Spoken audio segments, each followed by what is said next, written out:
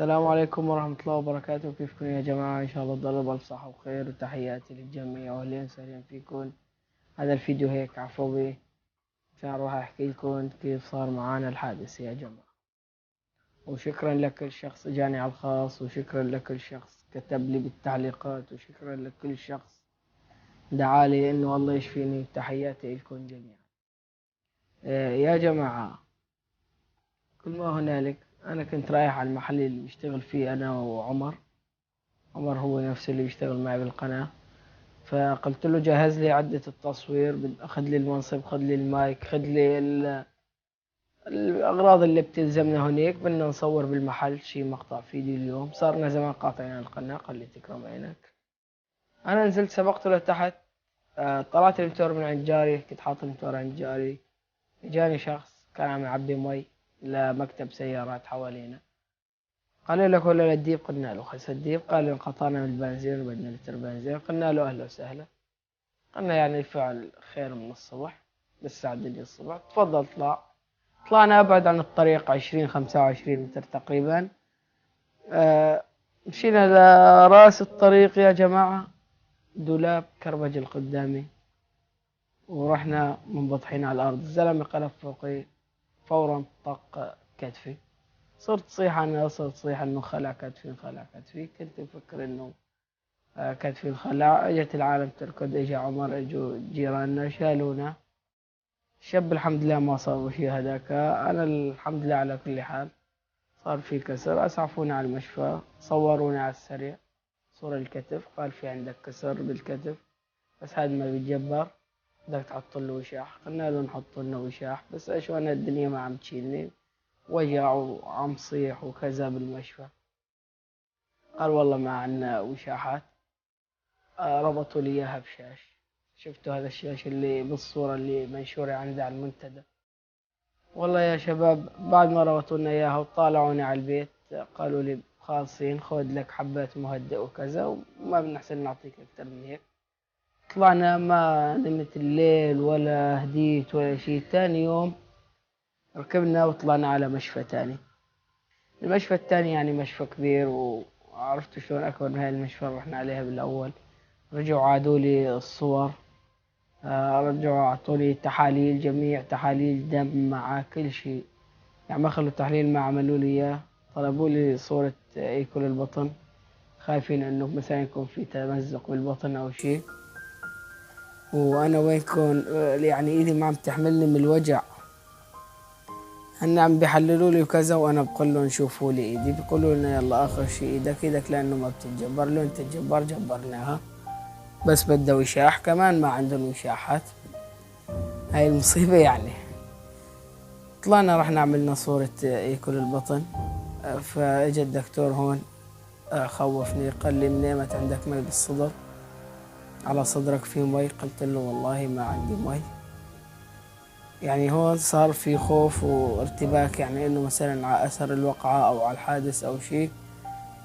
قال انا عم تبين معي على الايكو عندك مي بالصدر، بدنا نعمل لك صورة طبقي محوري حتى نتأكد من هالشيء على الاخر. قلنا تمام. طلعنا، فقدامي 20 واحد 25 واحد ما بعرف. أنا ضاربين لي إبر، يعني عم أمشي مثل النايم، بيسندوني أهلي من هون ومن هون. يا جماعة أنا عم بمشي يعني مثل الدايخ مثل النايم. قعدنا على الكرسي، وبعدين رجعوني على المشفى. استنينا لحتى خلص كيس السيروم عندي، وما ضل حدا.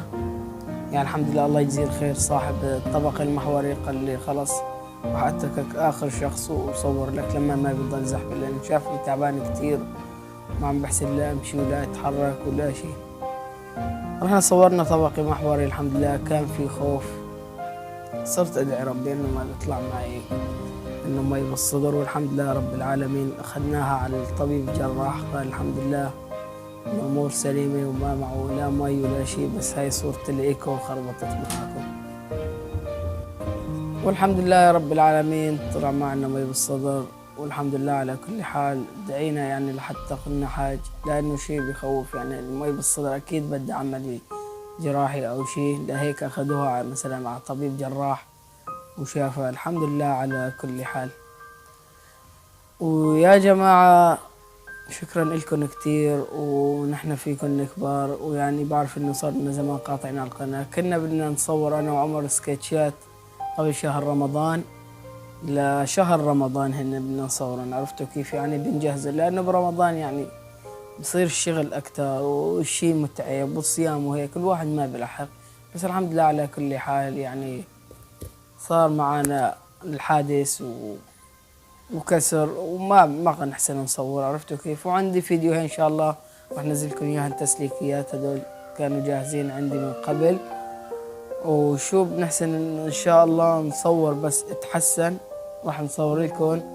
وتحياتي لكم جميعا. ومبارح نزلت فيديو عن ضيعتنا، وصل 40 لايك يا جماعة، وبعدين رجع لل20. ليش رجع لل20 ما بعرف، انه في ناس حبت المقطع رجعت شافته وفكرت انه ينحط لايك تاني، حطت لايك تاني. او اليوتيوب انا صرت ملاحظ كذا مرة انه بتروح لايكات من عندي بعد ما بيعلو بيرجع ينزل اللايكات، عرفتوا كيف؟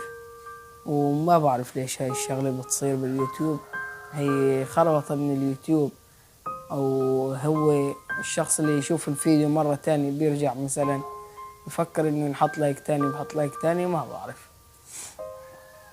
بتمنى يعني منكم جميعا هالشغل، مثلا اذا عم تحطوا في حدا يحط لايك تاني هو بينحط مرة واحدة يا جماعة، عرفتوا كيف؟ وشو بدي اقول لكم لسه،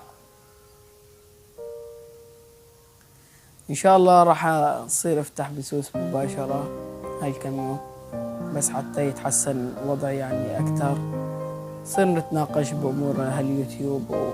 واليوتيوب عم يصير فيه كتير مشاكل، وتعليقاتكم الحلوة كانت مظاهرة عندي بنوب، حتى دخلت على استديو مشير المحتوى وفت على المراجعات لقيت كل شي تعليقات على الصورة وكل شي تعليقات على الفيديوهات، حتى شعارات ما عم تجيني. أنا سويت الاسترجاع مبارح إذا لاحظتوا، رديت على جميع الناس مبارح، وشكرا لكم على هالتعليقات الحلوة، ويعني أقسم بالله ما بتقصروا. بدنا إياكم هيك تدعونا على طول حتى نتحسن ونرجع نشوف فيكم شي حلو أكتر وأكتر، ونرسم البسمة على وجوهكم. ويا جماعة أنا عندي المنتدى واقف صار له أكتر من 10 أيام. هاي الصور اللي نشرناها من على استديو مشير المحتوى القديم، يعني عم نتخطى الأمور وعم ننشرها وعم تظهر لكم. أما على اليوتيوب أو على استديو المشير المحتوى الجديد واقف عندي المنتدى، ويلي بيعرف بهالشغلة بتمنى يخبرني أو يراسلني على الخاص. وتحياتي لكم جميعا، ونحن فيكم كبار، وإن شاء الله ما بنقصر معكم ولا أنتم بتقصروا معنا. وشكرا لكم كتير، وشكرا لكل شخص اطمن علي، وادعونا بالسلامة. سلام.